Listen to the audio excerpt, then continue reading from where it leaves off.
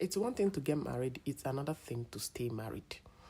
So, what are the tips and secrets if you're going to stay married for a very, very long time? Welcome back to the DLBC Singles channel. I'm just going to share with you a few tips, relationship advice for a long time loving relationship. Whether you've been married or you're planning to get married, and when you get married, whether you're married for 5 years or 25 years, love isn't always butterflies. Let's talk about how to make love last with God at the center of it. The secret to lasting love is not just chemistry, it's covenant. Ecclesiastes chapter 4 from verse 12 says, "A cord of 3 strands is not quickly broken." That third strand, you know who it is? It's God. Pray together, study the Bible together, worship, serve, and grow in your faith as a team. Spiritual intimacy fuels emotional intimacy. You need to communicate with grace with one another. Long-term relationships don't die from, big arguments. They don't get dissolved from big misunderstandings. They fade from lack of connection. Colossians chapter 4 from verse 6 says, "Let your conversation be always full of grace." That means no silent treatment, no passive aggression.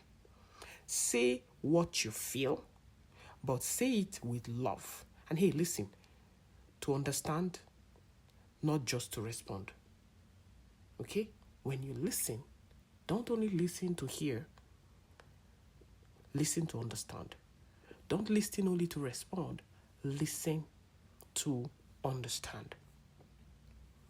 Love like 1 Corinthians chapter 13. We all quote it at weddings. Every day we quote that verse. We know that verse. But do we really live it? Love is patient. Love is kind. It does not envy. It does not boast. Love isn't a feeling. It's a choice. Daily, you choose to love. On good days and bad ones. Keep choosing patience. Keep choosing kindness. Even when emotion says, "I'm done." When your emotion is saying, "I can't do this no more, I'm out." Keep choosing patience.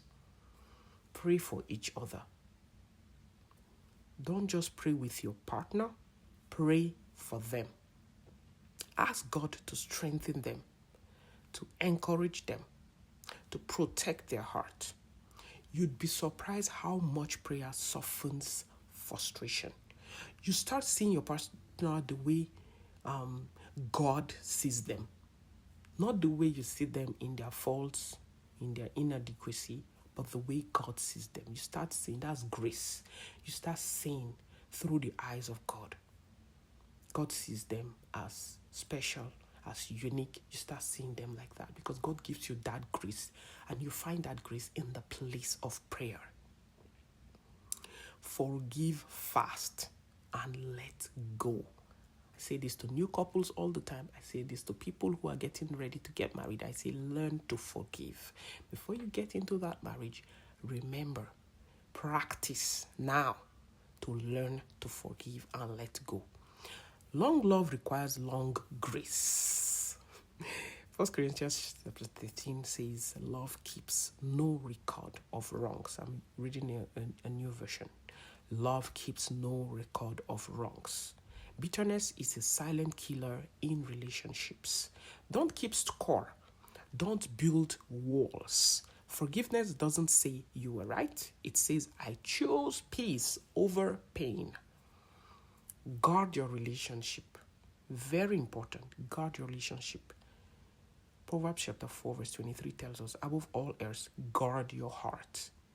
Protect your heart. Protect your bond.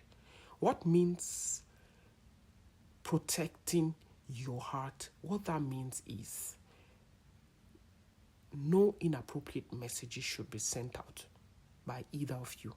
No comparing your spouses or your spouse to another person. Okay? And remember that temptation is subtle. Protect your relationship like it's secret, because it is. Because if you open the door for a little bit of temptation, a little bit of getting very close to another person, crying on another man's shoulder as a woman, going to soothe your pain and share your troubles with your wife with another woman, that's temptation. And it can be subtle.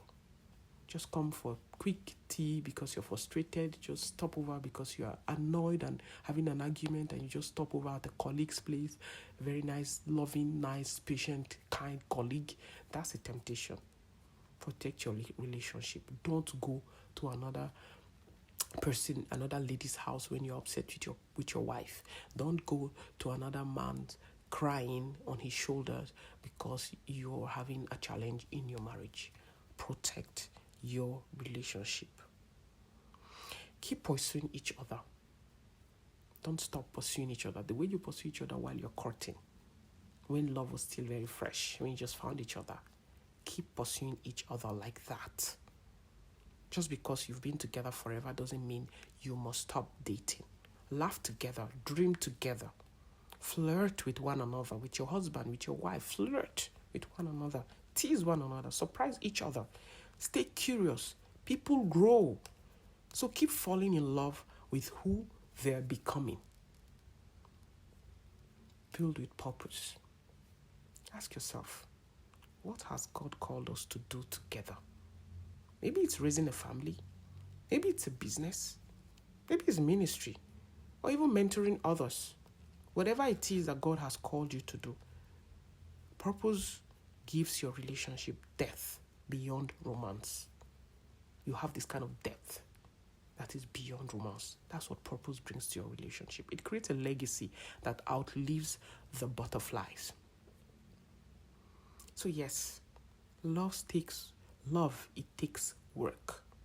But with God, with grace and a willing heart, you can build something that not only lasts, but thrives. Please, if you've been blessed by this, I pray for your marriage. God will keep your love sweet, fresh, and bubbling all the time. Please do well to drop a comment. What's one lesson you've learned about love and faith over time? And what would you like to share with younger couples? What are your struggles? What are your fears? Why don't you want to get married? What are you afraid of? What's your trauma? What did you experience while growing up that makes you think that marriage or love does not last long? And don't forget to like, to subscribe, and share this video with someone who needs it. See you in the next video. And remember, love is a choice. And with Christ, it's always worth it. Thank you so much. And God bless you. Bye.